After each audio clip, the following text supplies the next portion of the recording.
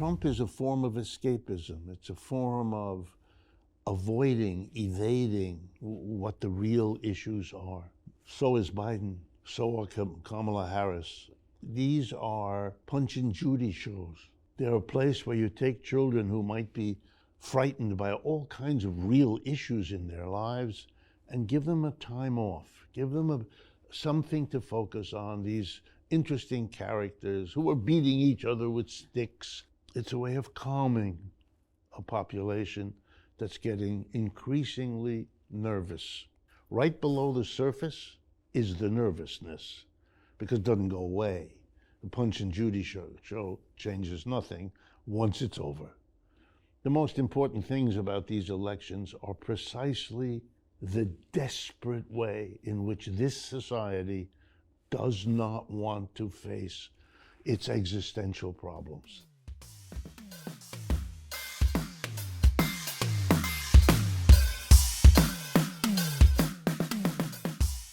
Some political theorists and economists and historians, based on my other conversations, I can tell are purely interested in untangling history.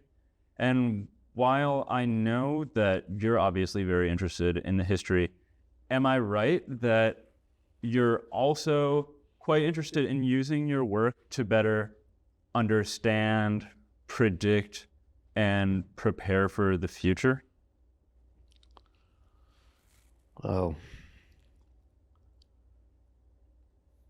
Marx is famous for something called the Theses on Feuerbach, who was a philosopher that Marx grew up with and was critical of. And probably the most famous of his theses on Feuerbach, the short couple of pages, is the one that runs like this: philosophers have interpreted the world. The point is to change it. And that would be, I would say, how I come at all of this. To untangle your question a little bit, beyond not understanding what the word predict really means, I certainly make no claim whatsoever to have that capacity, and I find the claims of others in that direction to be humorous, whether they intend it or not. I can't predict the future, nor can you, nor can anybody else. I'm interested in understanding the history because everything that's happening now is a product of that which happened before. It's a complicated product. These things are very multiple in their determinations. But when you try to unravel why things happen, you do understand them better. It gives you a more satisfying story about what is happening in the world you inhabit. And if you're of a certain mind, I am, that's very important, very satisfying to understand what's happening. I understand there are other folks who don't want to, consciously or unconsciously, who are frightened about what they may learn, who are worried about where it might point. But for me, as for many, understanding the world you live in is a more satisfying way of living in it than not. And so I spend a lot of time, a lot of effort, understanding how we got to where we are as a way to understand what's unfolding. Again, not to have some prediction about the future. There are always large parts of the explanation of anything that we can't manage. It's too complicated. Human beings can't do that. Never have, and don't do it now either. It's what a whole list of thinkers meant by the term overdetermination. In other words, things that happen, anything, are shaped by so many other things going on that the so many is handled by the mathematical symbol infinity. And you're not going to grasp infinity. That's the whole point of the symbol of infinity. It's the other side of what you can do. The best example I know of is a painter that I love, a Belgian painter named René Magritte. One of my favorites. Yeah. And if you'll notice, almost every painting he did is mysterious. He wanted people to understand that everything in the world includes and is wrapped in mystery, whether it's a bowler hat or a cane or an upside down umbrella or light and dark reversed in a picture. The world is full of these mysteries and you don't overcome them. The arrogance of the human experience to imagine we're going to control nature or we're going to dominate or we're going to understand. It is a grabbing after religion. God made everything, so he understands, or she or it. And the human being, once they eject God, want that for themselves. It's not available. God was invented because it's the other side of the boundary of what we can do. Can do everything. It's Hegel's notion. Everything is with its opposite because it's bounded from that which it is not. That's how you define what something is. So it's other, what it is not, is part of its own definition. And if you understand it, then you know that we always create these opposites. It's part of how we grapple with the irreducible mystery. That's what Magritte does. He wants us to see it. That was an excellent way to start this. And I want to begin with the untangling of history and what you said about everything being a product of what came before. Right. And the reason that that's important in this conversation about the upcoming election is that I have the sense that beyond the promises that we hear in debates or in campaigning or the agendas we see on websites, we might get a better sense of what to expect from the results of the upcoming election by looking at the past 8 years, so much more recent history. And in particular, I have in mind the Trump presidency and the Biden presidency.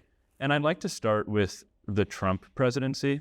And what I'd like to ask first, before we get into particulars, is what you think are the key highlights or takeaways, or what you remember most about Trump's presidency? What stands out to you?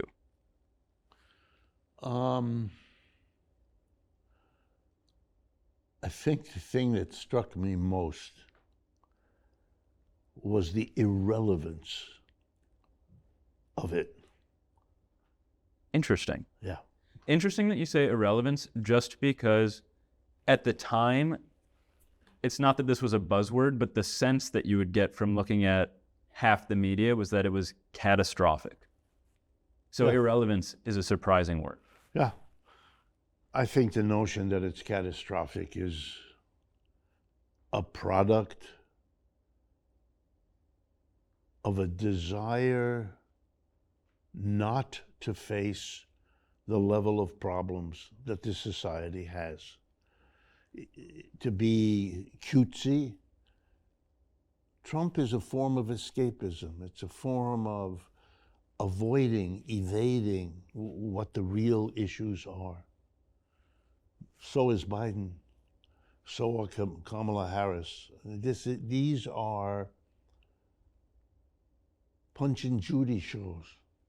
They're a place where you take children who might be frightened by all kinds of real issues in their lives and give them a time off. Give them something to focus on, these interesting characters who are beating each other with sticks in a safe place that will be followed by an ice cream cone.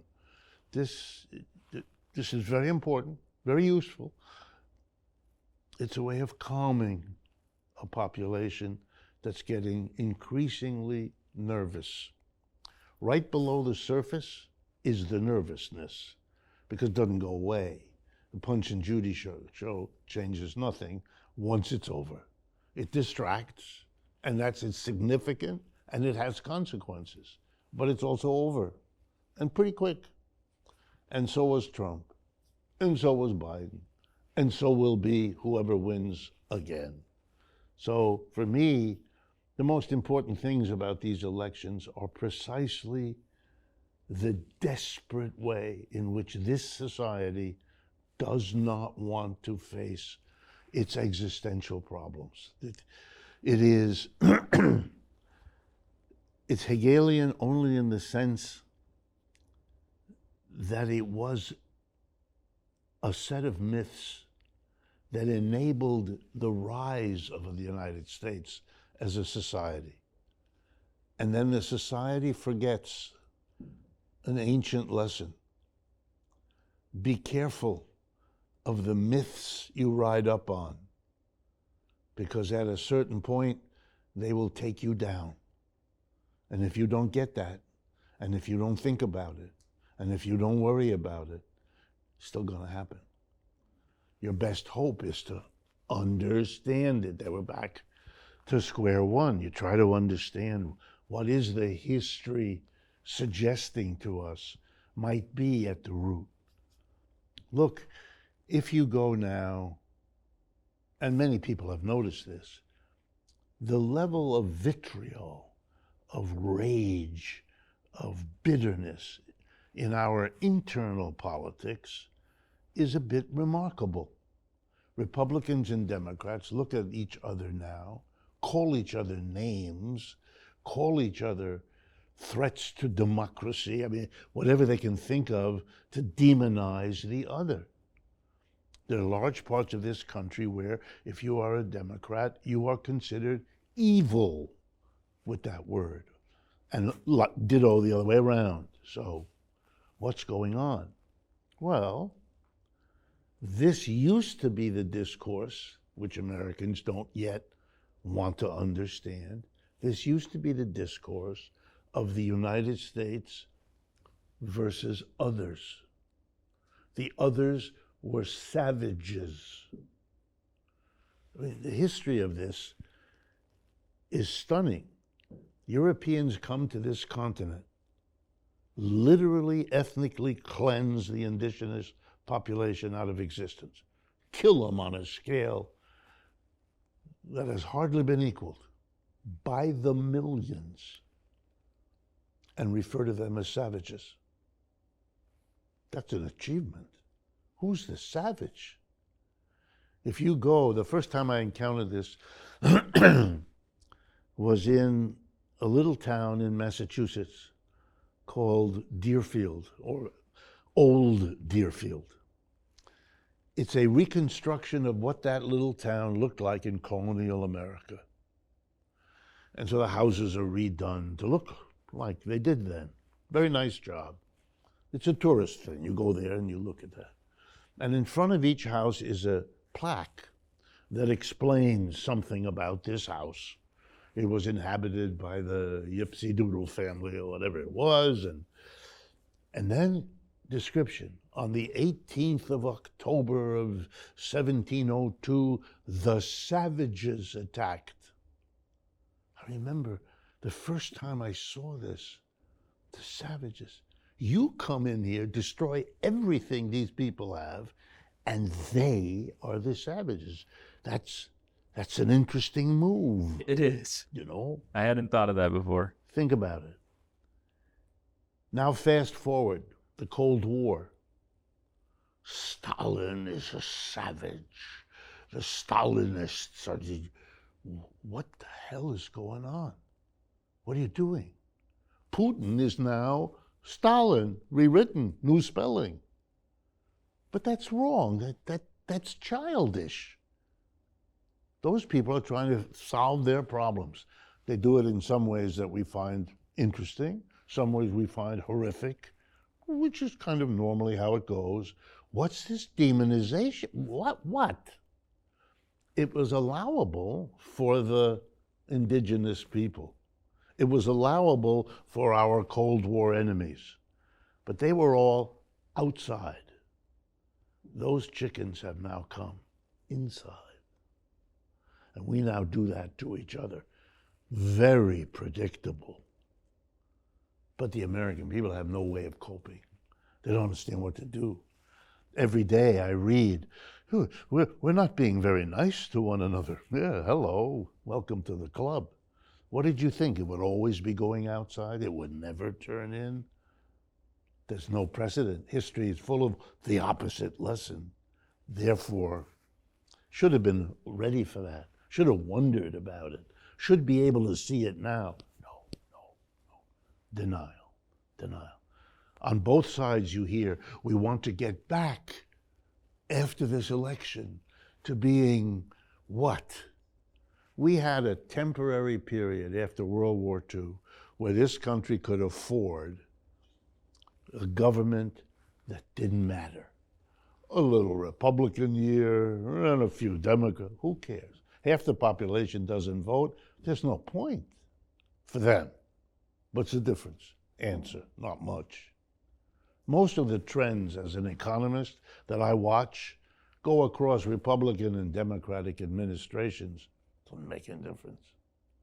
Not much, a little, sure, but in the larger scope of things, not much. So what I'm leading up to is, I say irrelevant in that sense. Yeah, we go back and forth. Both of them are hoping that they can continue, especially the Democrats. Trump is a little bit different, so he wants to do his crazy business. Kamala Harris comes out of a different tradition, and she wants to get back to normalcy, you know. You could even see it the other night in the vice president.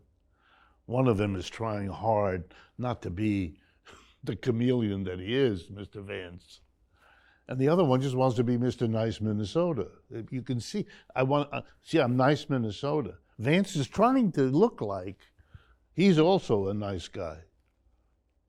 Because that's part of Republicans too. They want to keep it going, but they can't because it's over. And that thought that it's over, that thought is so frightening that it can't be discussed. It can't be debated. It cannot be allowed. Neither candidate says a word about it. The whole rest of the world is talking about it, and in this country, nothing. That's a sign, as loud a sign as imaginable. The silence here, in the classic term, speaks volumes. The rest of the world is watching the decline of the American empire. We're living it and cannot speak it. And this campaign is a study in, there's that moment, the movie Young Frankenstein, the Mel Brooks movie. I know it. I don't think I've seen it. It's a little before my time. Okay, well, you should see it. One of the great comedic movies this country ever made. And there's a scene in it where Marty Feldman, a British actor, is playing a man who has what is called a hunchback. He has a deformed back. And he's a servant. He helps young Frankenstein. He's helping young Frankenstein descend from a coach. And as he helps him, the young Frankenstein inadvertently puts his hand on the guy's back, thereby touching his protrusion. And he's very apologetic. Oh, I'm sorry. I'm so terribly sorry of touching your hump. And Feldman looks up at him, and the movie captures it. What hump? What hump? That's how he handles his hump. What hump? When I say declining empire, that's how America handled it. What declining? Who are you talking about? It's obvious who I'm talking. The whole world is discussing this. I go around, I do a lot of work in other parts of the world. That's what they're asking me to talk about. But here in the United States, no one asked me to talk about it. I mean, it's beginning now. I'm exaggerating. It's beginning. But up until now, and in the official discourse of this society, nothing. Nothing from Kamala Harris, nothing from Donald Trump. It's a non-idea.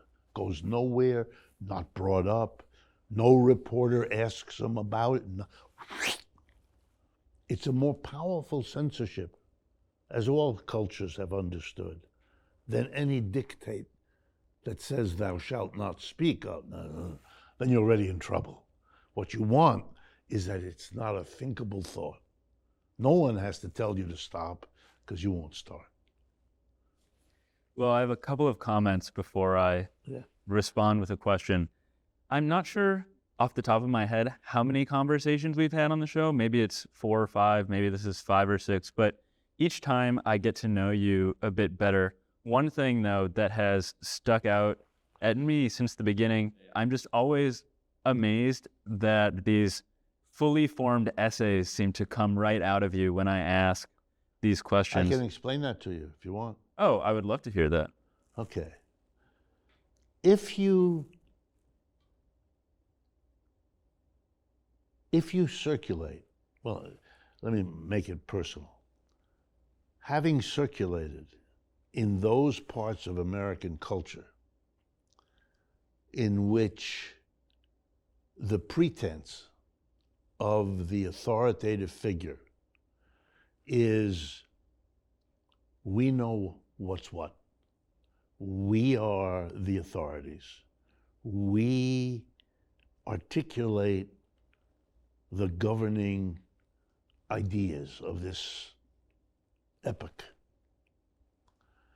Then you, if you're a student around such people, which I was, I'm basically a working class kid, lifted up by chance and circumstance to go to Harvard and Yale and Stanford and all those places that I went to school. In those environments, you don't have a teacher who says, here's an idea or here's an argument. No, you have something else. You have a teacher who has been instructed by life to present whatever ideas he has as the authoritative dictum. They are it. When I was at Harvard, my teachers included Henry Kissinger. Okay, he doesn't speak about American foreign policy, about the way a professor of that might at X college, or I advise presidents. Why is that important? Because a student who is in opposition has a very high order of demand. You don't just have another idea. You've got to try at age 18, 19, 20 to package it the way this turkey does. He's got all of the bells and whistles. You know what I imagine this is like? A young Catholic seminarian in the Middle Ages, having come out of the village because somehow he does well in school. And now he's going to go into the priesthood and become a Monsignor and a Cardinal and eventually the Pope, right? As he rises through, he adjusts his tone. When he's a student, he's surrounded by these people with their tones. And when he's a Monsignor, and when he's a Cardinal, and by the time he's a Pope, he knows how to do Pope. He's been studying it all his life. And as he's been successful, it's a more rarefied atmosphere with its own lingo and its own style. So people like us have had early on to defend what we had to say and to try to do it against an unequal foe. And that meant we had to work really hard to become as articulate as we could, to learn to play the same games, drop the same names, refer to the same authors in the same clever manipulation, as if we knew more about them than we actually, all of that. You know, half of it's real, half of it's as phony as a $4 bill. We had to learn all that. And being oppositional, which I was already as a college kid, I fought with Kissinger over the Cuban Revolution, Castro. I thought Castro was wonderful. He hated him. Okay, so we had a problem. I was the only one in class who had that view, and I was the only one in class who said it. So he focused his upset on me. He didn't know that that was possible, that somebody up there at Harvard would think that Fidel Castro is a hero. So he wasn't prepared, which I enjoyed. And I understood, I enjoy this. And the students couldn't get, the other students, couldn't get over the tennis match. You know, he hit the ball, I hit the ball. And he was losing it, getting angry. I didn't get angry, he got angry. So if a student can make the teacher angry, half the other students go with the student. I learned that lesson too. So I'm the product of all of that. And the articulation and the essay, I had to try to, so otherwise my beliefs, which were just emerging and just developing, would have been squashed. Kissinger set out to squash them. Or others. I mean, Kissinger just stands in. All the other professors was more or less the same. There were, very few serious dissenters from the consensus at Harvard. They preached a diversity of ideas. There was no diversity, which is why it was so comfortable to preach it. No risk of it. So I had to learn. And I think others in that situation learn. They have to. It's survival. If you can't come up with a well-articulated argument, you're going to look like what? And you have to look in the mirror. You want to like what you see there. And what you're getting in the classroom is the most polished form, usually, of that kind of thing. Plus, they let go of the professor because they have the authority. They're grading me, not the other way around. So they can afford to be as nasty as they feel. There's no risk to them. Me, if I'm not careful, I may win the argument and get a C minus. I'm very aware already that you don't want a C minus. So now I have to maneuver. Look, it's the dialectic. The system trains its own gravediggers. It always has. It doesn't mean to. It's Hegel again. You know, you're creating your opposite. You're creating your opponent. I don't want this to devolve into a conversation where I'm just complimenting all of your various abilities. Please don't. Don't. But one last thing I will say is, obviously you also have a tremendous rhetorical ability, and as a budding speaker, public interlocutor, I just notice as we're speaking that you're not fidgeting. You have your very, I don't want to say that they're practiced in the sense that they're not artificial, but these very distinctive, engaging mannerisms. And what I'm focusing on is just sitting still and not shifting in my seat every 30 seconds. So maybe in 30 years, I'll be closer to you. But the last other comment I wanted to make before we get back to the topic at hand is, after 4 or 5, possibly this is the 6th conversation we've had, I also can really tell how deeply Marxist you are in your way of thinking, where Marx's analysis is concerned with these huge movements like slavery, feudalism, industrial capitalism. So it shouldn't really come as that much of a surprise to me that you think of Trump as irrelevant or a flash in the pan, because compared to these huge movements, maybe he isn't that significant. But okay, I would, however, like to speak about some concrete particulars about the Trump presidency. And maybe this isn't something that you're capable of doing, which is interesting in its own right. But I'm wondering if there is one highlight in a positive way about his presidency or of his presidency that you think is something that we might expect from him in the future? And also, if there's something profoundly negative that sticks out in your mind that makes you worried about the future based on what happened between 8 and 4 years ago. Okay. One thing I think Trump does, I'm not sure whether the terms positive and negative work so well, but one thing that he does that I welcome is he opens the space within American political leadership for something other than what in European countries is called center-left, center-right. European countries, most of them, have multiple parties. They don't have two parties the way we do. They have 6 or 9 or 3, but they don't have 2. They haven't constricted their political space so that you're voting for Tweedledum or Tweedledee. Americans make a bigger deal than Europeans about we stand for freedom of choice, except in politics where we don't need it.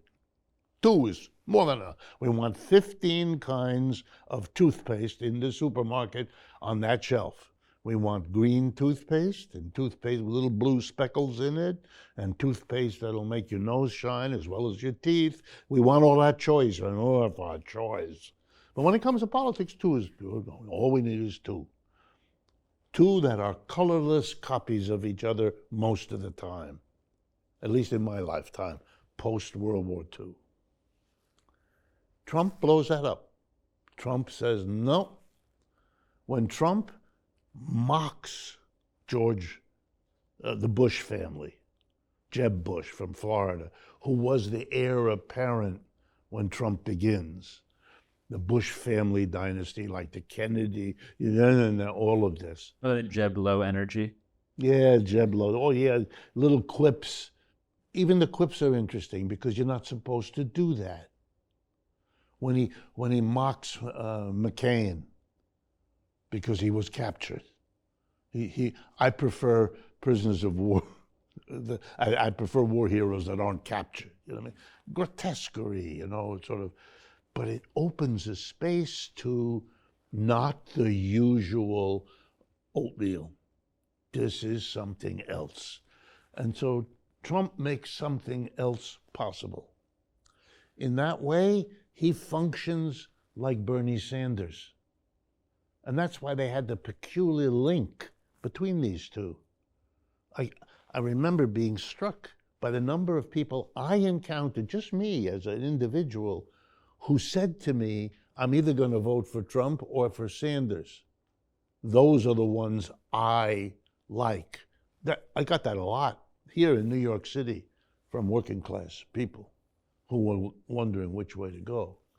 My son-in-law comes from Mississippi, a Baptist minister family in Mississippi. They also were discussing around the table Trump and Bernie. They weren't going to vote for in between. They didn't want the same old, which is how they talked about it.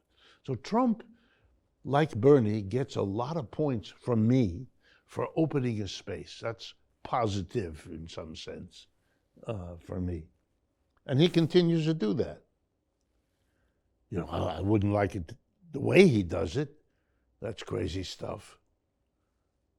And he's not a serious person. I've been a professor all my life. And you learn, if you're a professor all your life, pretty quick to see which students are in there trying to learn and which are there because their parents told them, this is what you do now. And in a few years, we'll go get you a job. And you go here and get decent grades, but it's okay. You can start drinking Thursday and go through Sunday. As long as you get decent grades, the job will be there when you're done. I've learned to recognize those people, particularly when I taught at Yale and Ivy League type places. That's very stark. You get the children of the rich who are there because that's a rite of passage. They go there. Their grandma went there, and so they go there. and those who are there because they want to learn something.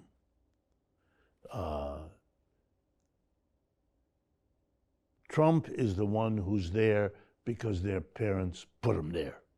He has no interest in, he doesn't crack a book. The whole idea of doing that strikes him as stupid. He wants to get drunk, make some money, do things with young ladies, and all the rest of it. That's why he's there. And that's who he is, and that's all he's ever been. And the best description of him is the one given by Howard Stern.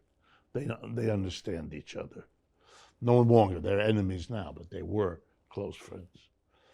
So for me, that's a positive breaking out of the mold. When Bernie says, I'm running for president and I'm a socialist.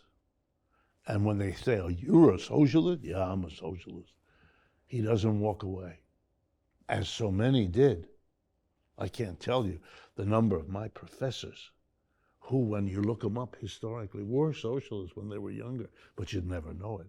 They have cleansed themselves as if that was a disease from which they had to escape. So it's refreshing and it's different in American politics. And Bernie was dismissed as hopelessly irrelevant because he was a socialist. He proved everybody wrong. And Trump, in his way, did the same. He's a clown, no one took him seriously. He's a playboy in New York who's given a lot of money by his real estate papa, all of which is true, and therefore he's irrelevant. It's all true, but he's not irrelevant. He's gonna upend the establishment of New York and all that. So for me, that's as close as this society gets to recognizing something is changing. They don't want to go there, and they want to squash it. The Democrats are squashing Bernie, and the Republicans would like to squash Trump. Not working, but they want to, and they'll keep trying. They've excluded Bernie. Look at him. He's marginalized really effectively. They haven't been able to do that to Trump yet. But they're trying. All the suits put him in jail. I mean, they're trying to sweep him out of the story of the Republican Party. So that drama is positive only because it opens a certain space. The second thing I find positive about Trump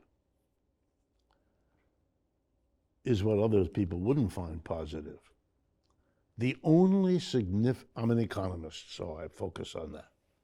The only significant economic things Mr. Trump tried as president were two. One was one of the biggest tax cuts in American history, the one that passed in December of 2017 into law, and the one that expires next year. That's why they're fighting a little bit now over whether those will be extended or will end, therefore bringing those taxes back into effect. Taxes were cut, big time. That was a remarkable thing to do. In 2017, we had just completed 30 years of American history, roughly, from the 1980 to 2010, roughly. In those 30 years, we had the most dramatic redistribution of wealth in the United States in our history, from the bottom and the middle to the top. It was a boom, the likes of which you had never seen for the rich. It was the 30 years during which factories were closed here and opened in China, in which American capitalists looking for profits went to China because the profits there were better than they were here, which they still are. Wages are lower, and the market is the biggest growing market in the world. So corporations went, and if you were rich enough to own shares, the richest 10% own 80% of the shares in this country. If you were a shareholder, you cashed in on this profit boom. The rich got richer and everybody else didn't. At no time in our history did we less need a tax cut for the rich. He gave them a tax cut for the rich. The sheer arrogance, the sheer grotesquerie of this lost. They had enough fluff and blah, blah, blah, that this wasn't understood. I mean, some did. I don't want to overdo it. But in general, it was not understood. That was his number one economic act. And in many ways, it was successful for what he wanted. It got him the support of a large portion of the business class, which supports him now, and without which he would be gone. That's what holds him. That and the people who love guns and the white supremacists. But that's the money that supports him. The others are votes. The second of the two things he did was to wage economic war on China. I had a feeling that you would bring this up. One was what he called the trade war, and one was what he called the tariff war. And those are not so different, so we'll collapse them. Economic war against China. A little bit of military war, moving the fleet there, resuscitating the dead issue of Taiwan yet again. But it was mostly economics. He hit him with his big tariffs. He arrested the daughter of the executive of the Huawei Corporation when she was in Canada. And the point and purpose of it, in his language, was to make China behave reasonably, namely other than it had been. Translating that into honest English, it was to slow down their explosive economic growth because it was challenging the United States in a way that the United States has not been challenged in a century.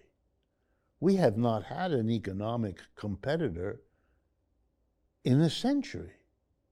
The last one that was serious was the British. Their empire, we know, is gone. Hint, their empire is gone. The challengers, Japan and Germany, are wiped out in World Wars I and II. 1945, the US is it. It was already it before, but now it's it without a challenger. The Soviet Union was never an economic challenger. Even today, the United States GDP, I keep telling people things because they're so simple that hopefully they penetrate. The GDP, gross domestic product, rough number of the output of goods and services in one calendar year. The GDP of the United States is now 25, more or less, $1 trillion. The GDP of Russia is $2 trillion. Huge disparity. I mean, it's ridiculous. You have to really work hard to make a country that's got 2 relative to your 25 appear to be a great threat like those savages were back in the 18th century.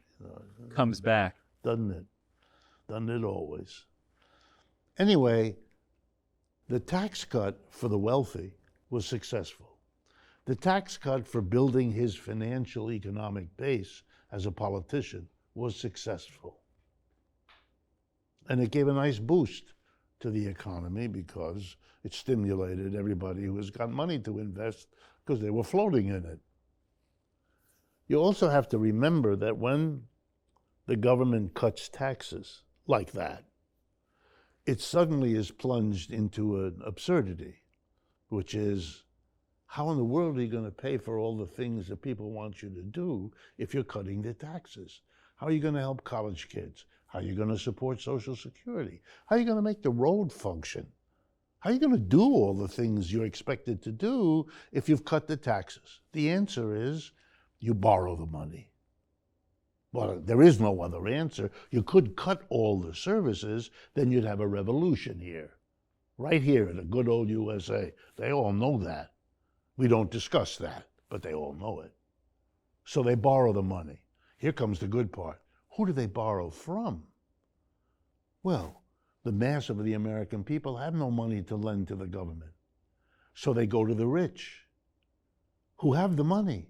You know why they have the money to lend the money to the government? Because the government didn't tax them. Do you understand this game? This is a hustle in which rich people make themselves richer. They're the ones who lend to the government the money that they didn't have to pay in taxes. Because for a rich person, this is a no-brainer. Which would you rather be, taxed or a creditor of the government? Oh, I'd rather be a creditor, which they are. Where else does the government get the money when it borrows? From other countries. The United States is the biggest debtor country in the world. Nobody else is close. I didn't realize that. Yes, we are, and we have been for a long time. I would have guessed Greece or something like that. No, not at all. It's right here. We are in debt up to our eyeballs. But here's the best part, and your audience will enjoy this if they have a sense of humor. The second biggest creditor of the United States, the first one, Japan. Okay, I wouldn't have guessed that. Second, People's Republic of China. Who's winning and who's losing? They're the second biggest creditor. They have lent $800 billion, as of now, $800 billion to the United States. But here's what I want the American people to think about. If China owns $800 billion of US debt, which they do, then of course the United States, as the borrower, has to pay interest for the money it borrows, which means that you and I and everybody else gets to pay taxes every year that go to Washington, where they don't fund our roads or schools or hospitals. It's money that the United States government collects and sends to Beijing to pay interest on the debt. And the Chinese use to develop the Red Army. Do you understand? All of this has to happen beneath the surface. Because if Americans understood what I just said, they would realize that beneath all the reality is the opposite. The Chinese, for their part, understand that by lending that money to the government of the United States, they are funding the American support for Ukraine, even as the Chinese are on the Russian side in that same war. You understand? That's the reality of the economic of capitalism. Now back to this Trump thing. The war against China was intended to slow its development. It failed. It was designed to get a different politics in China. It failed. In fact, everything it was designed to do, it failed. Didn't do anything. China is still growing faster than the United States, pretty much by the same margin, 2 to 3 times faster, not close. So there was a big program, and it was a bust, a 100% bust. The tragedy of Biden and of the Democrats is that they don't have the power or the commitment to do anything, even about these two things. They basically continued the anti-China economic warfare. They varied it a bit, maybe a little less intense, but pretty much the same. And they have not undone that tax cut. They promised to do it, but they haven't. And Kamala Harris suggests she will, but she wobbles, and my guess is she won't do much. There'll be a compromise, which is what they call it. Because there isn't yet, although it may materialize at any moment, the pressure that'll blow all this up. And that pressure is the gap between all the discourse over here and the bubbling reality below. That's why Mr. Trump didn't go away after his loss. That's why he didn't go away after his 47, Why didn't he go away?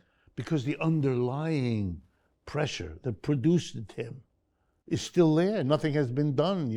The mass of people that are angry that their jobs are gone, or that their job security is gone, or that the prospects for their kids are gone, they're all gone. They're gone now, and they were gone 2 years ago, and they were gone 4 years ago. So Mr. Trump is in the wonderful position of saying, make believe. It hasn't gotten any better. He's right. It hasn't gotten any better. This and that, this endless game in which the Democrats point to something that's better and the Republicans point to something that isn't. Okay, I get it. But I don't think very many folks are fooled. Most people don't pay any attention. And the truth of it is that the underlying reality hasn't changed significantly. The level of inequality in the society hasn't gotten markedly different. They haven't undone the last 30 years of redistribution upward. Nothing Kamala Harris proposes will do that. Removing taxes on tips, giving $25,000 to people who can, for their first homes, or they can have a down payment. Nice things and the kind of things Democrats. He's not going to change the basic structure of this society. Who runs it? Who has the bulk of the wealth? Who's in a position of power? Nobody's challenging that. And that's part of this, as per the beginning of our conversation, that's part of everything's okay. Everything's okay. We can continue as we did. We can do more of what we always did. Marginal adjustment. Meanwhile, the level of debt of the country, unprecedented. The level of debt of corporations, unprecedented. Level of debt of households, about to go back to the unprecedented level it was before the pandemic interrupted it. Threats in the world, the war in Ukraine is being lost. Everyone in the world knows that, except the United States. Here in the United States, they can actually sit down. It's like a pantomime. Mr. Zelensky can come, address Congress, and present a victory plan. He hasn't had a victory. He's had one loss after another. One major city, whole sections of the country are now occupied by he lost. But the game the Congress, Mr. Zelensky meets with the president to discuss his victory plan. Huh? The whole rest of the world, I mean it, looking, huh? What? A few European leaders, because they're in the bag here, they have to go along. But other than that, even the new British Prime Minister, Britain, that's the place where when America says jump, they ask how high. Even they are now going, Jesus, take it easy. Olaf Scholz in Germany, trying to survive, which he won't, but trying to figure out some way. The Italians have already said, we're out, we're not doing this, bye-bye. And the Israeli thing is, this is another dead end. At some point, this will reverberate. Some point, this will come.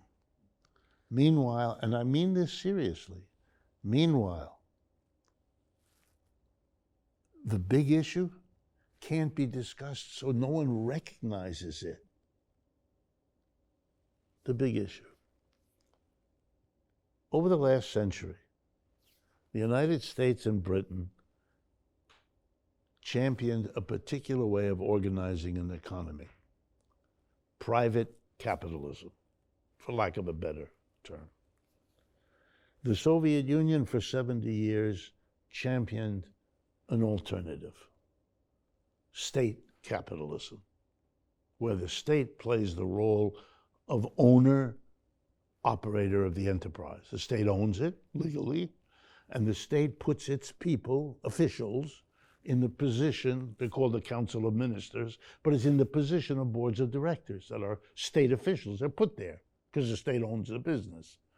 There is no stock market. You don't buy and sell shares in the Soviet Union because it's not how they do it.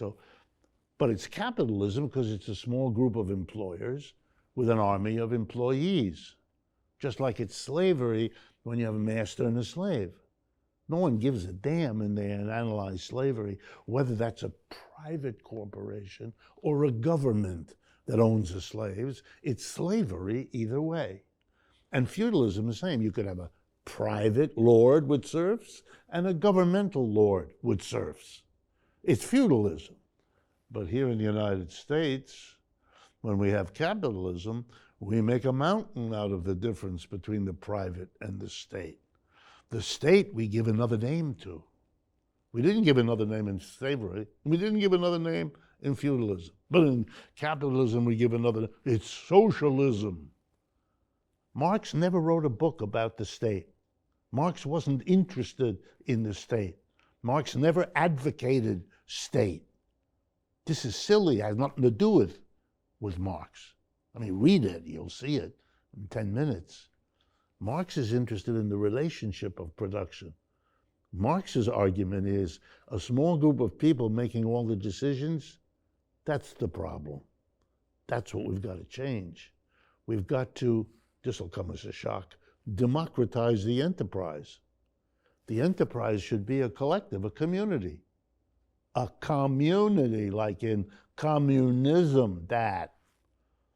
And we all get together and we have a conversation and a debate. And we decide as a community what to produce, how to produce, where to produce, and what to do with the product. In a modern society, it's called a worker co-op. It already exists. Workers have figured this out. That's Marx's argument, right? It's not about state capitalism. But back to my story. The United States and Britain is private capitalism. The Soviet Union is state capitalism. And what can we say about that? That was the 20th century's struggle.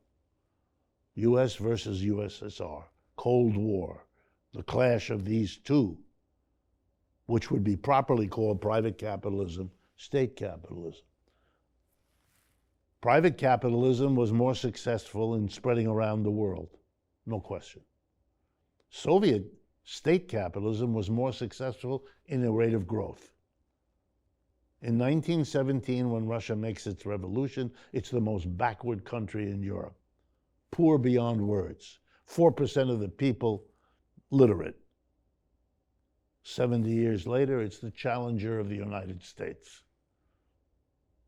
Amazing what they achieved through 2 world wars, fought on their soil, and a civil war, and a revolution.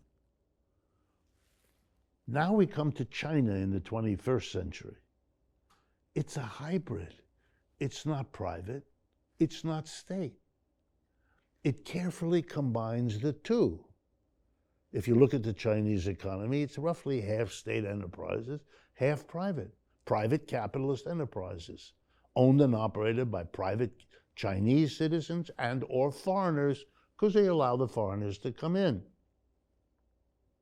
That's the most rapid economic growth the world has ever seen. In 30 years, they are now the challenger. What I just told you is very simple and very clear, and you never heard it before. What is that about? You're an interested, intelligent person who pays attention. You never heard it. Why did you not hear it? I'm putting together what everybody who looks at this can find out in a half a day's worth of reading. That's it. This is not rocket science. And yet it must be squelched. It cannot be thought. It's remarkable to me. I'm a product of American education. I never went to school anywhere else. From kindergarten through the university. I'm trained here. If I can figure it out, given the way I've been educated, so can everybody else here. What is the problem? The problem is ideological. The system is on the decline, and it is girding its loins and building its structures to survive. It's really what it's doing. But it isn't doing it very well.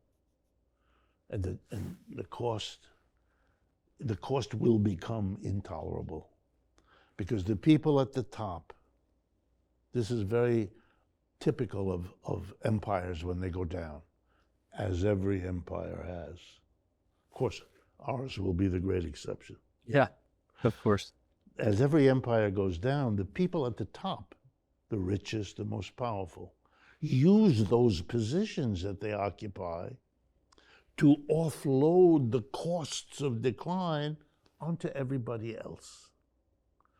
That's why the minimum wage in this country is $7.25 an hour.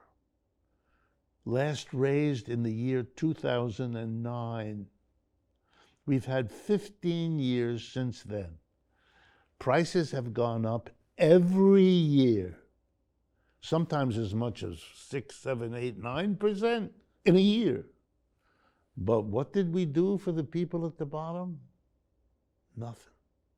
Which means what they can afford to buy with their $7.25 an hour shrinks. What are we doing? We're whacking the poorest of the poor. I don't want to worry anybody about their Christian or Judeo-Christian ethical commitments, but there aren't any. Not really. And who presides over no increase in the minimum wage? Republicans and Democrats alike. They are going to do that and tell each other whatever the stories are that you need to tell to continue to behave in this way. The United States maintains between 700 and 800 military bases around the world. Nobody else does. But we maintain them as part of the Department of Defense. Okay, we're done. There it is. A couple of comments. First of all, as you know, but some of our listeners might not, we just had a 3-hour plus conversation on the decline of the American empire that I would encourage our listeners to check out if they're interested in hearing more about the big picture of where the United States sits in, not only in history, but in global politics and its trajectory, the new Cold War, maybe we could call it, with China. But the second thing that really stuck out at me is that the two positives that you listed, well, I guess there were three positives, but the latter two positives that you listed regarding Trump's presidency were economic, because that is one thing that I tend to hear even across the political spectrum. He did make some good economic moves, but now, especially because I want to make sure that we talk about Harris and the future as opposed to the past, I first want to pose that same question that I initially did to you about Trump, but about the Biden presidency. I'm assuming that you would also view it as irrelevant in a certain way and as a flash in the pan relative to these larger movements that we've been discussing. But is there a different word that you would apply to encompass his presidency? And is there a strength and a negative to his presidency before we move on to Trump and Harris's agendas going forward? Sure. First of all, I'm glad you mentioned that you've had this session on the decline of the empire. And I want to commend you. You are doing it, and it is being picked up. I'm talking, when I talk about silence, I'm talking about what I think goes by the name mainstream media or mainstream discourse. It's really still quite rare, but it exists, no question. And in podcasts and in the kinds of programs like yours, and indeed I do programs about this all the time on the radio and on YouTube and all the rest. So there are people picking it up, yes. And my hope is there will be more of them, and that eventually it'll force its way on to a broader agenda. Number one. Number two, Mr. Biden's presidency was, for me, the reassertion of the same old, same old. In other words, it was the reaction against Trump. 4 years of Trump provoked a reaction. Let's go back to what we had. Because Mr. Biden is like a poster child. He's been in the Senate from day one. Been there for, forever. I remember as a college student, his name came up because I paid attention to things like that. Number one. Number two, he's the senator from no place. Delaware. And I don't mean no disrespect to Delaware. I'm not sure I've ever met anyone from Delaware. Exactly. Delaware is a place where corporations go, and they have gone there for a century because it has the friendliest laws of any of the 50 states to corporations. It did that on purpose to bring them there because not too much else goes on in Delaware. I'm being a little mean, but I want you to understand he's a senator from a corporate state. He's the senator. It's a little bit like being Mr. Schumer. That's a senator from another corporate state, namely Wall Street. So, and you are governed by all of that. You pretend otherwise, but that's who you are. And that's who he was. And he was never very important, and he was always, and also ran.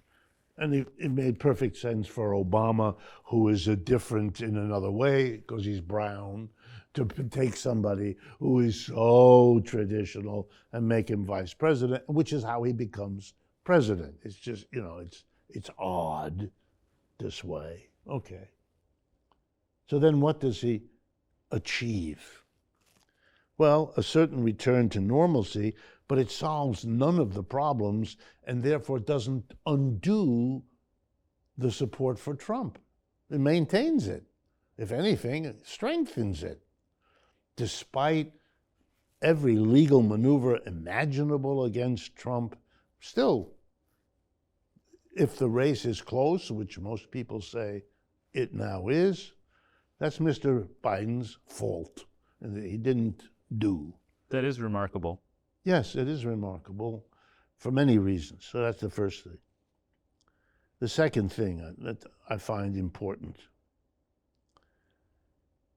Mr. Biden had developed over those many, many years of being a leading politician in this system, certain fixed loyalties that seem to be beyond question. Sort of interesting.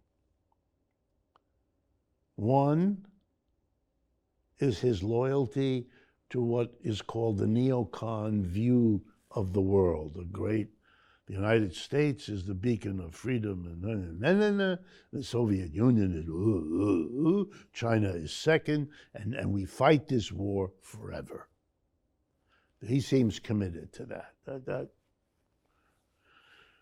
To put people like Blinken and Sullivan and the others in those dominant positions in the international management advisory function means you are a neocon. So that's interesting. The second idée fixe he had was that the support of Israel has to be fundamental. And yes, they helped him in his political career, for sure. But it's more than that. There's some kind of loyalty there that is beyond question. You can see it each time the Israelis do something. He's right there cheering them on. He may walk that comment back a day or two later, but you can see the instinctual, before they can put a muzzle on the guy, out it comes. Interesting. And the third, contradictory a bit, is his feeling that he needs to show and be friendly to organized labor.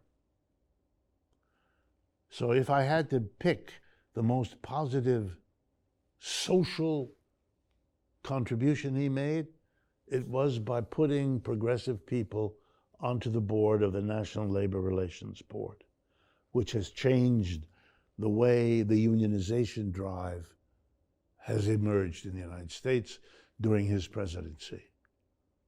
I'm not going to give him credit, he didn't make that happen, but he gave it a greater space by reducing the blockage worked by the NLRB under Trump and Bush and those people, even Obama. He gave them, and he just said, there was a strike began 2 days ago on the East Coast ports here, the Atlantic Ocean. The dock workers stopped working, they were striking. And his first statement was, the employer should pay them more. Whoa, that's that instinct. That's good for you, Netanyahu. Whoa, don't do that. You don't do that. You're the president of another country. You want to cease fire. You want the two sides. What are you doing? And they walk him back, and he then, but everybody sees. Well, in a parallel way, he does that for labor. And it has made it easier for the upsurge in labor militancy to happen in this country. And one of the things you can be sure Mr. Trump will do if he wins is clamp that down again as fast as can say jackrabbit. I mean, that will happen, because that has been. They will hope that stops the labor militant. It won't, by the way, but it'll slow it. It'll hurt it. It'll produce obstacles for it. But beyond that, the rest of what he's done,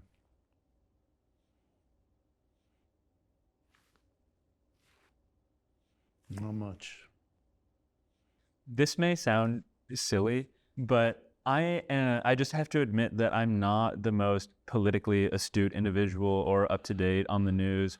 So having these conversations is genuinely very important to me, just to become a more informed voter, because I don't have time to delve into these issues otherwise. Another comment that I want to make, though, plugging our conversations, is that in January, you and I had a very long conversation. I think it's titled something like A Marxist Perspective on Israel and Palestine. And I think that that's another good place for listeners to go if they want to hear more about that. But now I think we've got a lot of really good historical context out of the way to help us look at the future a bit better. We spent a lot of time on Trump. We have spoken a bit about Biden, but we haven't really spoken about Kamala Harris at all. So maybe the first thing I ought to ask is, do you have a word for her the way that you do for Trump or Biden? Do you have general expectations from her? I spoke to Judith Butler recently. That's an episode that will be coming out around this time. We spoke about Israel and Palestine. We spoke about the election. Something that I found interesting about their view on the election, on Harris, is that they aren't particularly excited about Harris, but they really just view Harris as a way to block Trump. That's the biggest problem. So I'm just curious about your genuine thoughts on the issue. Go back to the beginning of our conversation. I don't have strong thoughts about Kamala Harris because I really don't know very much about her. She doesn't have much of a record. She was an attorney general in California. She was a senator. I understand all that, but she didn't do very much, didn't initiate very much. But I don't care because I don't see these people as significant. Bernie, in my judgment, was significant because he was a little bit of a break. Trump, I tried to suggest, was a break. And ironically, Biden was a return. But notice I'm making them significant in terms of the larger picture, not so much what they did or didn't do as a group. So my first reaction is, what are the larger phenomena that are at play here that may make her be noteworthy in some way that we might imagine discussing 6 months from now? Well, first and foremost is the fact that she's female. And secondarily, that she's a brown female.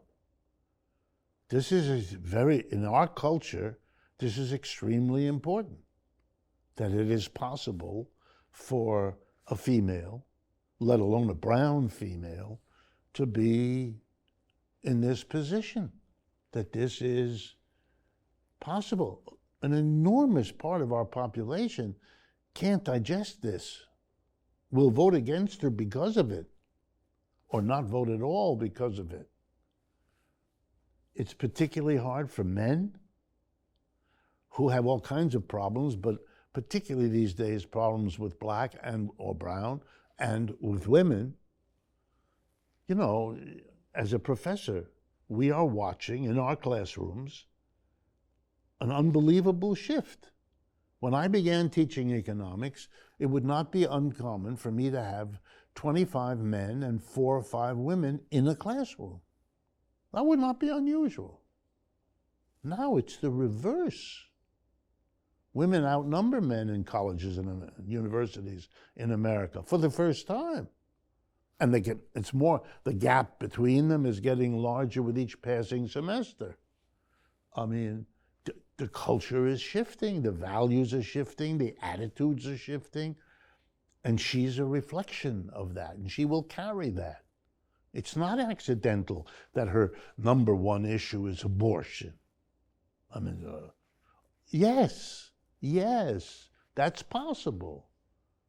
And if she wins, it will be, in my judgment, because she gets a wildly disproportionate vote from women and female black and brown people. It's not so clear with the male black and brown. That cuts the other way because they're male. Interesting. Yeah. I'm not up to date on the polling numbers. The polls show that. So I think she is another step in the breakdown of those hierarchies, but it means she's also another step in provoking the white supremacy and the horror of the part of the population that was brought up to believe that the order of the universe has them above them, and that doesn't look like it if you have an Obama. Look, Trump is in office in part because of the reaction against Obama. That seems clear to me. She's going to provoke that too. And she's going to have to manage that, the way Obama struggled to manage that. So that's one thing. More mysterious, because she's unknown, more mysterious is what will be the impact, so very different from anybody who's come before, of having a president, both of whose parents are not Americans. They come from other cultures, other societies, her father is a West Indian, and her mother is an East Indian. I mean, she is a very different thing. And if you believe in history, as we've been talking all this time, she's the product of what went before. She's the product, among other things, of her mother and her father. And that's not going to determine things, but it's going to play a role in how the evolving situation of the United States reaches her ears, plays in her mind, shapes how she, being a powerful, if she wins, a powerful person, is going to make her decisions, choose her advisors, and all the rest of that. I'll give you an example. I know and have read the economic analysis published by her father. Super. Some of the best stuff there is in economics. All right. I don't know what the relationship is between father and daughter. Who knows? I mean, that's always a mystery anyway. I have a daughter. I'm fully aware of the mystery. On the other hand, wow. Bernie doesn't have that. Trump, well, that's a joke. Kamala Harris's father is a professional economist, trained in the West, in the United States and so forth, heterodox in his views, very well accomplished, really clear on the whole third world economic development, but other related issues, highly theoretically sophisticated. I mean, and Donald Trump's father was a real estate hustler. That's different. You end up with different children who focus in different ways on the world if you have that difference. I don't know what Joe Biden's father was, but I'm sure it was not what Donald Harris, or Kamala Harris's father, who's alive, who was and is doing. He's also critical of capitalism. That's surprising. Yeah, Donald Harris, very much. Otherwise, I wouldn't know him so well. Yeah.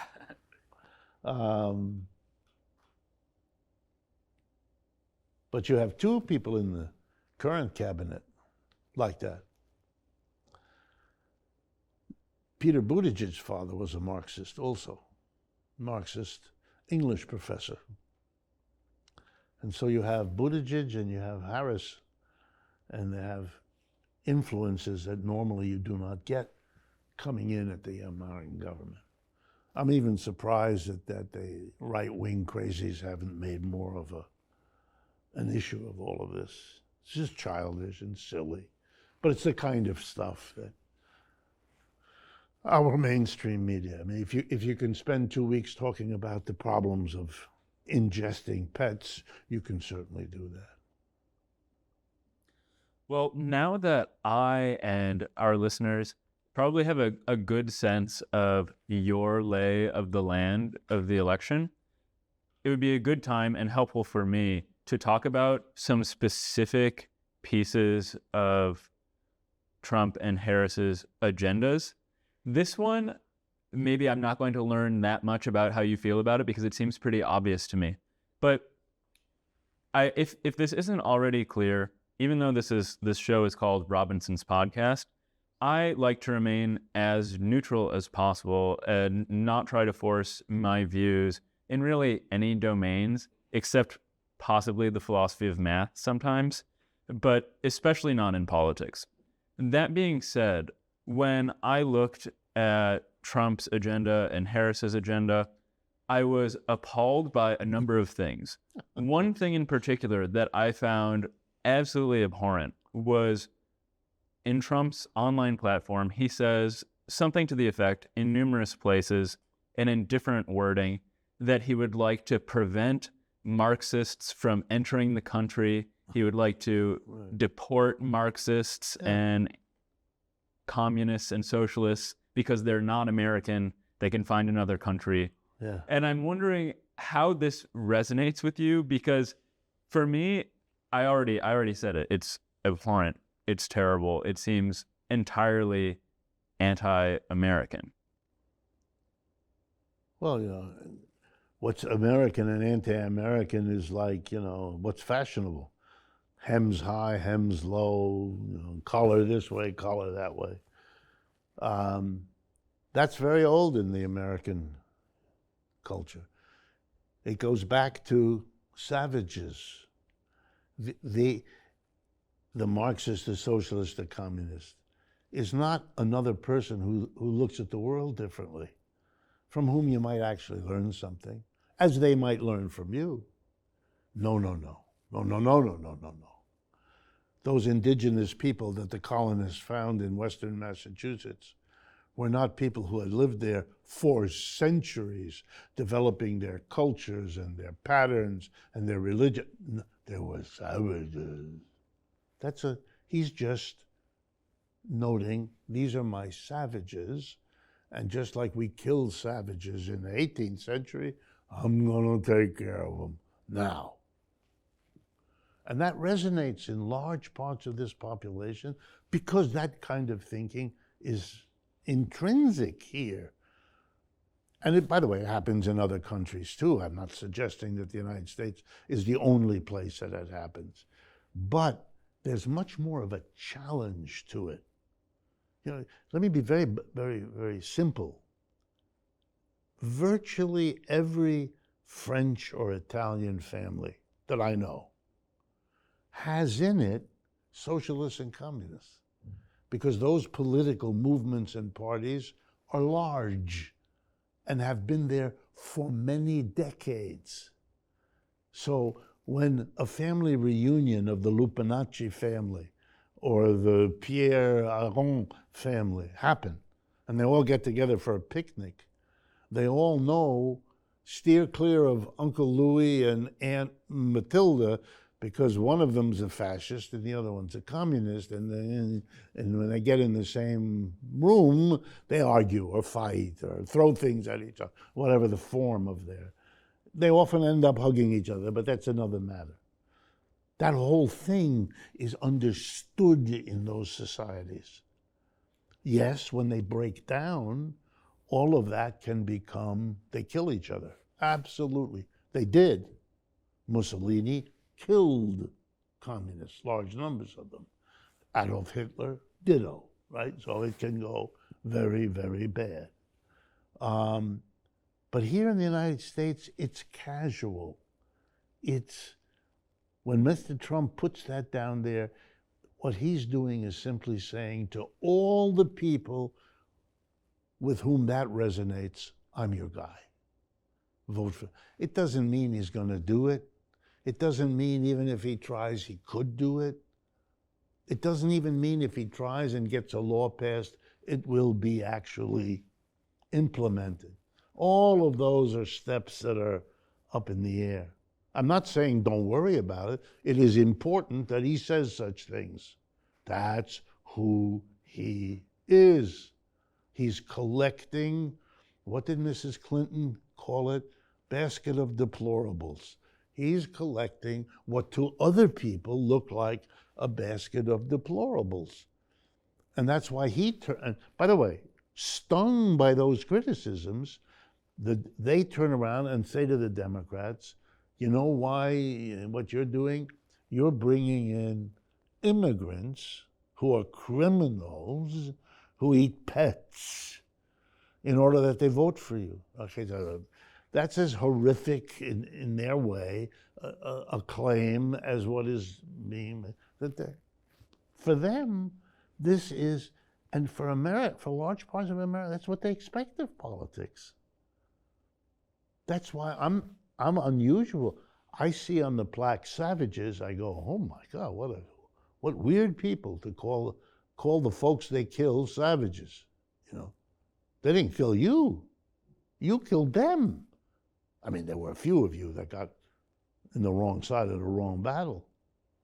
I remember when my wife, who studies these things, brought to my attention the testimonies of young Europeans captured by the Indians and brought up as children in the Indian tribes, and then were offered to go back and didn't want to.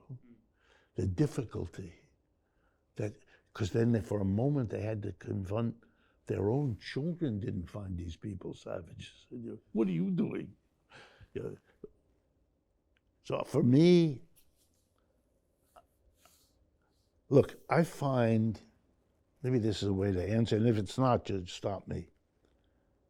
I find the attack on immigrants by both the Republicans and the Democrats, by Trump and Vance on the one hand, and the accommodationist approach of Kamala Harris on the other, horrific.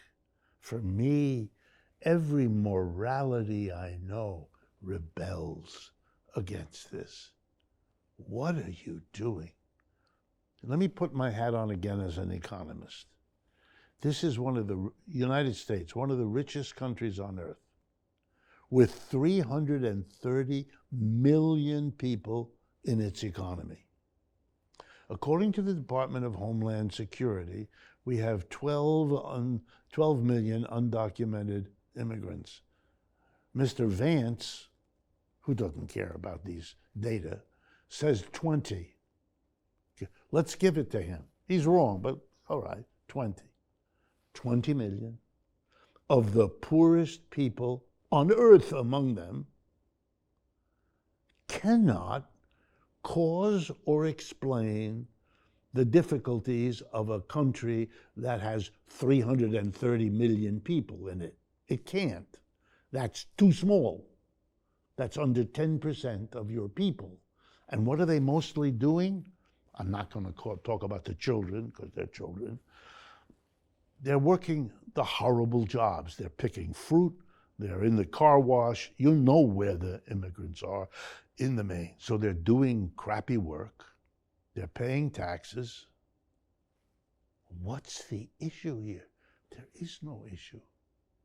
This is a country built up on wave after wave of immigrants. Our birth rate is very low now. Without those immigrants, our population is shrinking, and that is not going to help our capitalism at all. So you solve the problem, as is happening in many parts of the world where birth rates are coming down, with immigration. Number one. Number two, if you look at the causes of the immigration, the role of the United States is very large. Where is immigration coming from? Central America, Venezuela.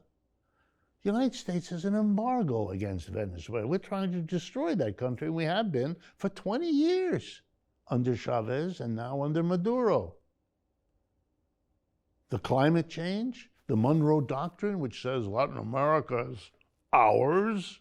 Well, if it's ours and we're the big power, which we are, then anything that happens there, such as migrations of people, are partly the result of our policies, which is easy to show. So the immigrant is partly a result of what we've done, partly coming here to work. Crime rates, in case you're wondering, FBI records, crime rate of immigrants lower than that of native population. So, I mean, they made it up. It is a good issue. It works on the border states that they need to get. The southern states they're trying to hold on to, Texas, New Mexico, Arizona, and so on. So it works. They did some polling, did some focus groups, hating the other, they're savages. What's Mr.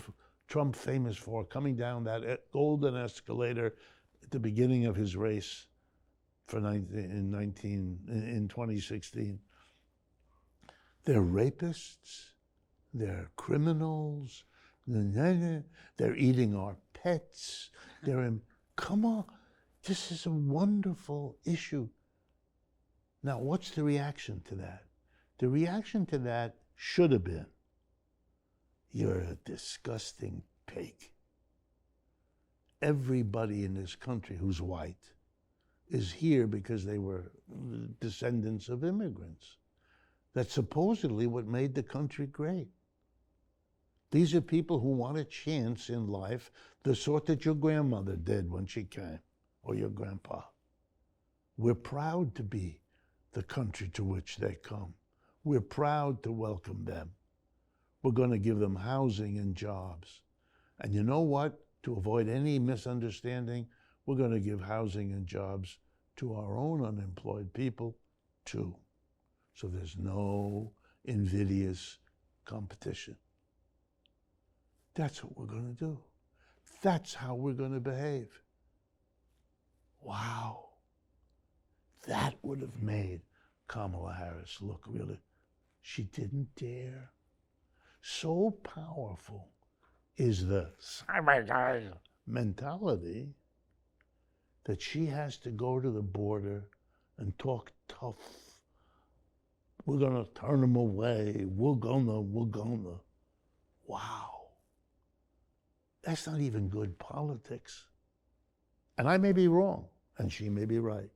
Maybe it is what has to happen politically.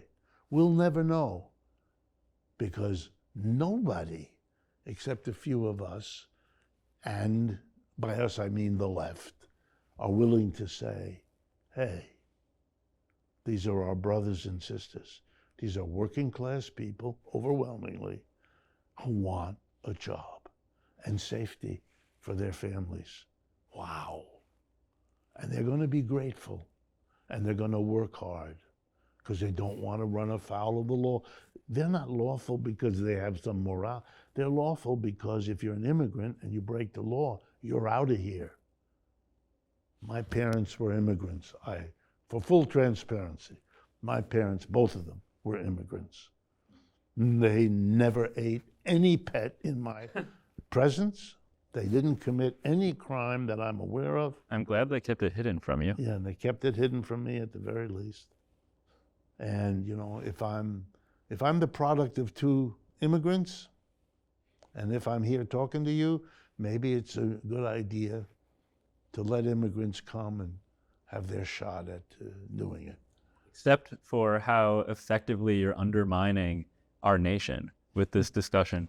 But I'm very glad that immigration came up naturally, just because it's a dominant issue in this election.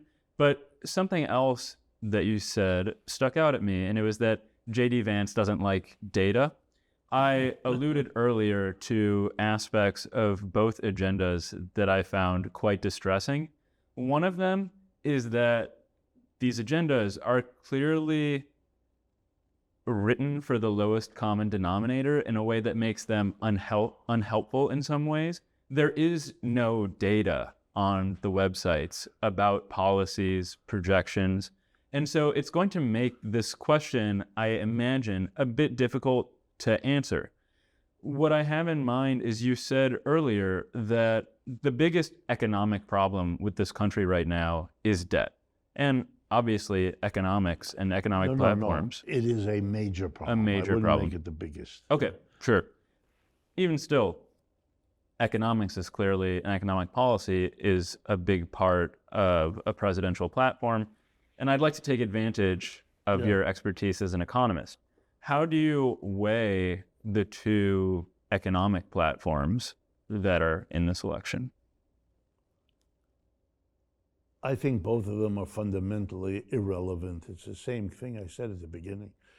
They're not dealing with the economic problems that we have. The point I wanted to make with the immigration is, the problem with immigration is, how do you integrate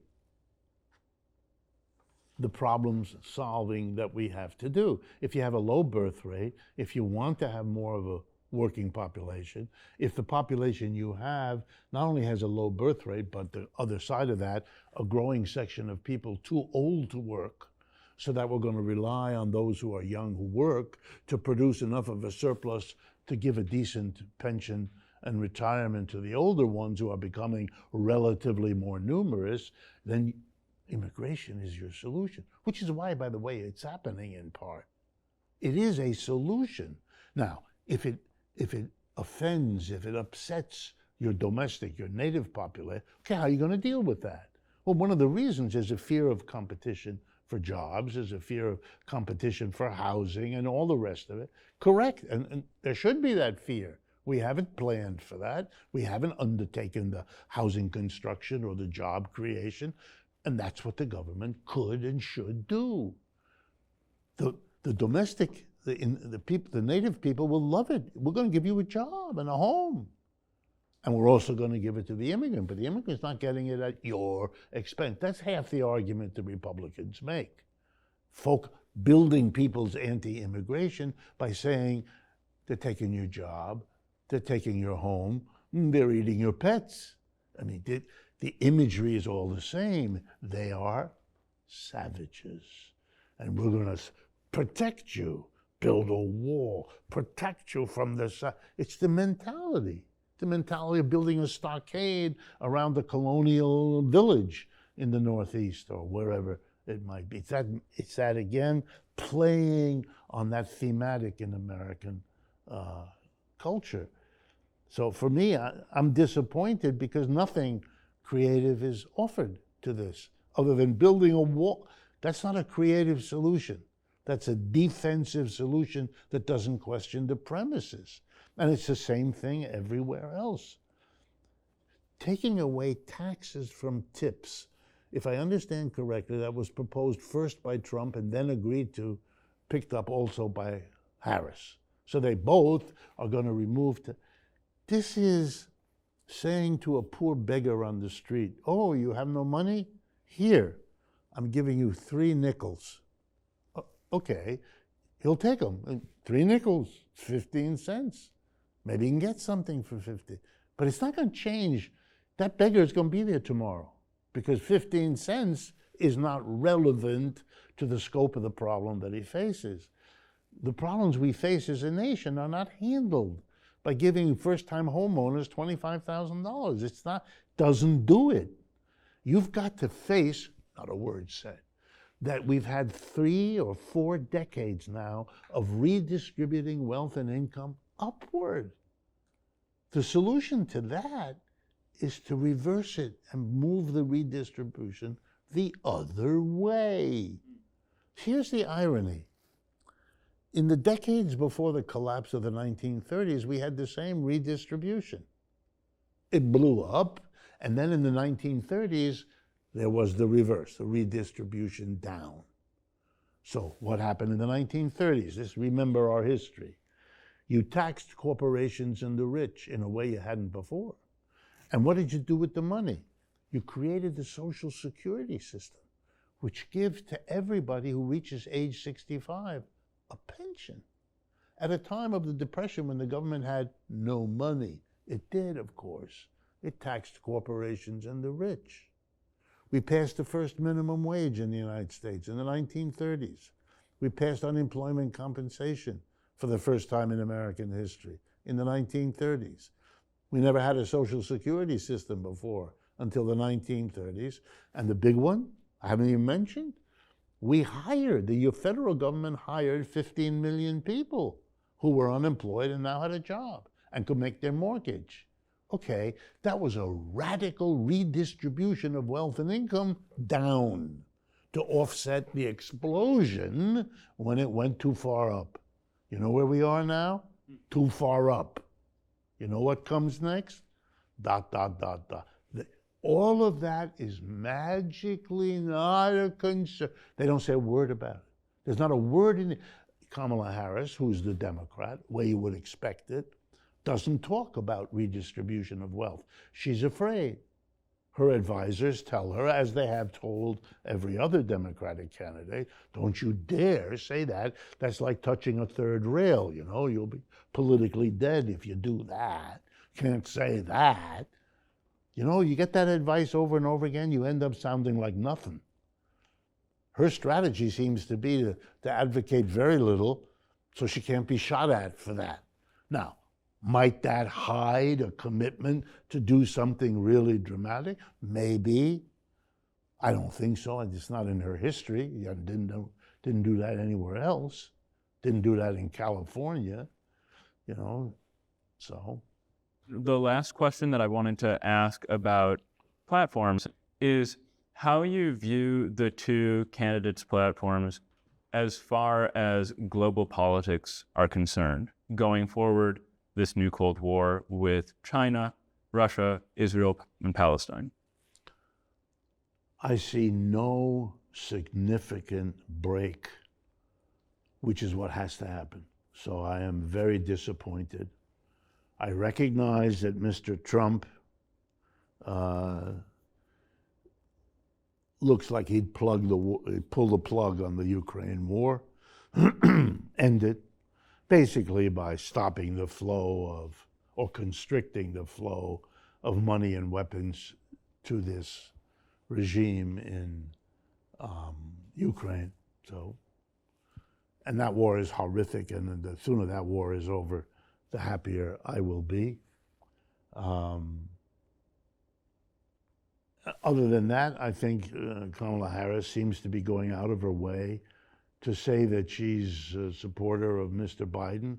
She does have the awkward situation that she is the vice president and has not, in any way that I'm aware of, opposed what he's done, and seems to go out of her way to suggest that she is loyal to all of that. So at this point, that's what I see. And I'm very worried, frankly, because there isn't, in my judgment, there is no hope for the Ukrainians under Mr. Zelensky, other than drawing the United States and Europe into that war. If it is left the way it has been for 2.5 years now, a war between Ukraine and Russia, Ukraine supported by the West, Russia more or less on its own. Russia wins, Ukraine loses. That is what's been going on, with a very short exception, for the whole war. And it's now more than ever. Only if the United States comes in a massive way could that be, and no guarantee, but that could, then there's a chance. And fundamentally, I believe the same is true for Israel. Israel is a small country. It is surrounded by a much larger population of Arab people, and behind them an even larger population of Islamic people, all of whom see Israel as an affront one way or another. All of them are on the side of the Palestinians in that struggle. Now the struggle is widened, which I understand why that happened. It now includes Yemen, Lebanon, and possibly Iran as well. And the Israelis' only hope in such a struggle is if they bring the United States in and Western Europe. Same problem as Mr. Zelensky. And fundamentally, I don't think the American people give a damn about either Ukraine or Israel enough to run the risks that all of that takes. Now, the enemy is not a little poor country like Afghanistan was, or a little poor country like Iraq. It's Russia and China with nuclear weapons.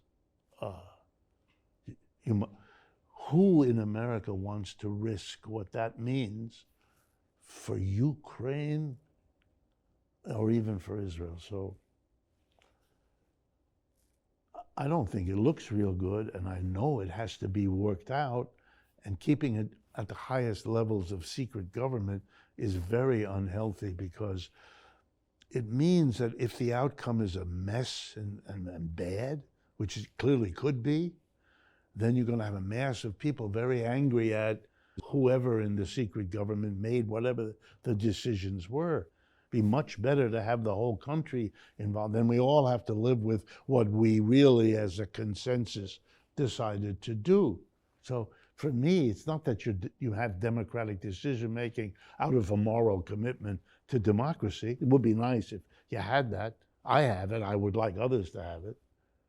But just for preservation, be wiser to make this a general conversation, not just a knee-jerk reaction to a Cold War that's over.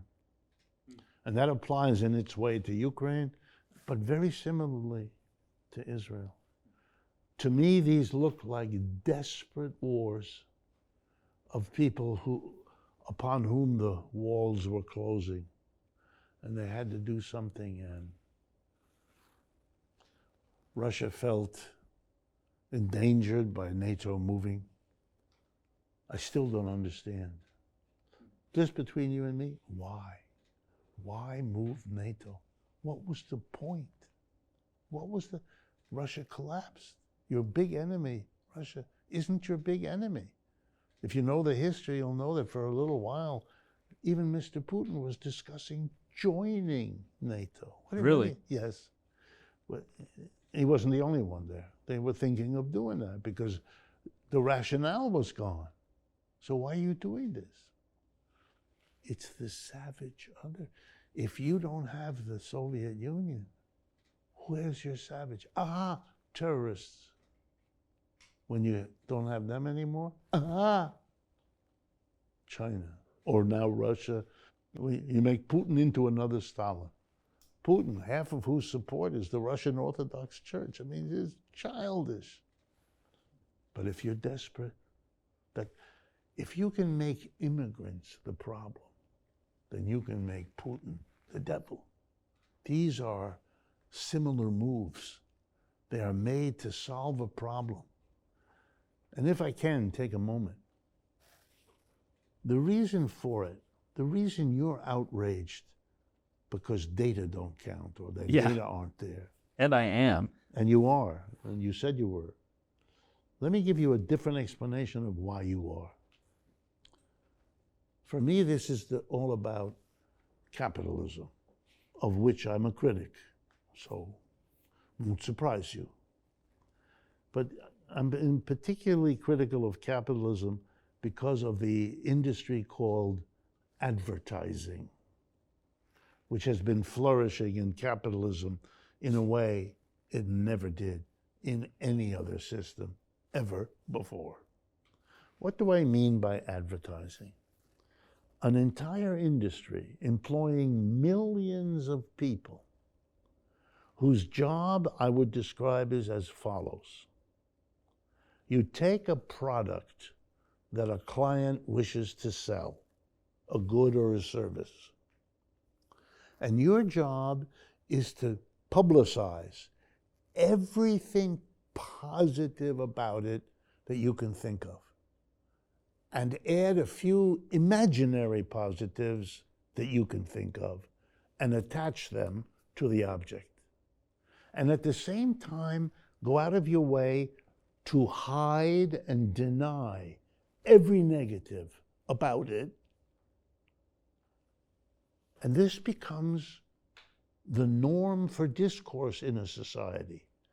You are teaching every child who watches television, whether he or she could say it, be conscious of it, cognize it or not, is learning. I am being told only good things about orange soda pops. No one ever tells me anything. In school, they say you should approach things by looking at the pros and the cons, weighing the good parts and the bad parts. You're supposed to come to a balanced understanding. But the relentless power of advertising, which gets you much more than the classroom teacher, or the nice minister, or the loving parent, they're teaching you that's all bullshit. You know what it's really about? Hammering at you. The positive. There are no negative. There are no negative. Then all to my product are just these positives. Guess what our politicians do? They tell you only about their positives, and they hide their negatives. There are no negatives. My opponent invents the negatives. I'm just positive. It's so childish that people see through it, thinking they are not infected by it. But you are. Just like your 4-year-old watching television is being taught that discourse is what the ancient Greeks called rhetoric, speech designed to get an outcome, not speech designed to understand. In the ancient Greeks understood the difference. Americans don't get it. And Europeans don't get it either. Wherever advertising is powerful, you watch a literal atrophy. It becomes humorous when you go to a dating site. Young people who use, or any age, who use dating sites have to adjust because they know that the person whose picture they're picking has only put on there what will sell them as a dating partner. Mm-hmm. You're going to have to find out either over the coffee table or in bed or somewhere else all the things that weren't. Mm-hmm. And that's going to be traumatic, and you kind of know it, but you don't know how to get out of it. It's the way the world is. No, it isn't. It's the way you have life if capitalism can generate the advertising that literally suffuses the environment with this way of discourse. Very, very dangerous. But don't worry, nobody discusses it. So what I'm wondering, we've talked a lot about how you view this as an economist, as a Marxist, as somebody who's very aware of global politics. I'm wondering if you view it any differently just as Richard Wolff, as an American, as a child of immigrants, as a father, as a university professor, if any of this is different from what we've been talking about.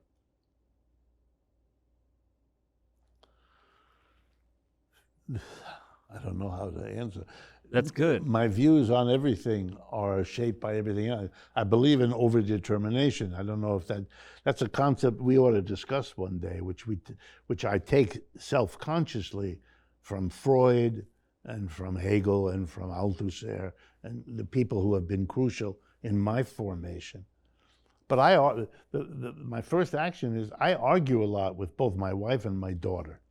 They see the world differently from me. They're not a father, they're not an economics professor. My wife's a psychologist, my daughter is also.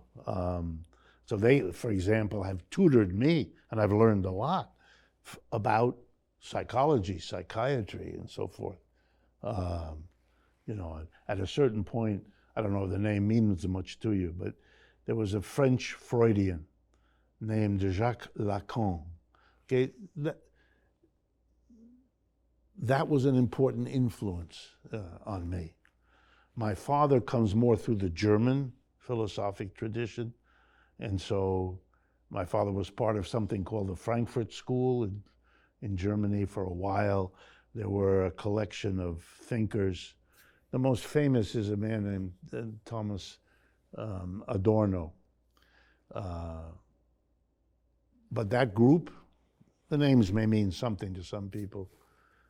The only one who became famous, there were two who became famous here. Adorno wasn't one of them. Another one was Max Horkheimer, who was very close to my father as a friend. But the ones that came to the United States and got known were Herbert Marcuse, and another one whose name escapes me right now. Well, to finish this off, I'd just like to ask quite briefly, point blank, we spoke last time about how you're not a soothsayer or a prognosticator. You can't tell the future. Right. But what do you think will be the outcome of this election? Well, I hate to do this to you, but I need to insist on not being able to predict. Having been born and grown up in the United States all my life, even though my first languages are French and German because of my French father and my German mother. My father was French and German. He comes from a place called, interesting, I'm blocking it out, on the border of France and Germany. Alsace-Lorraine? In the Alsace region, Metz, the city of Metz, where my father was born. But I've been born and raised and worked all my life here in the United States. I understood a good bit, I thought, about capitalism. How it would evolve these last 10 years, and maybe even 15 years now, has been a surprise to me. I did not. If I had believed in forecasting, I wouldn't anymore, because I would have been so far off that it would have questioned the whole project. I mean, I didn't believe in it. I don't know how anyone manages that. But the last 15 years have been a development that has transformed my life, transformed a good bit of my thinking, given me opportunities to apply the philosophic and economic training I had as a young person in ways that I could not and did not foresee. So it would be even wilder for me to suggest some scenario coming down the pike. I've been so out of it. I think you have to learn how to adjust and cope, you know. The name of this studio is in English. Becoming is a very key concept for Hegel. Being is becoming, and what that means, everything is changing. A maxim of Marx's.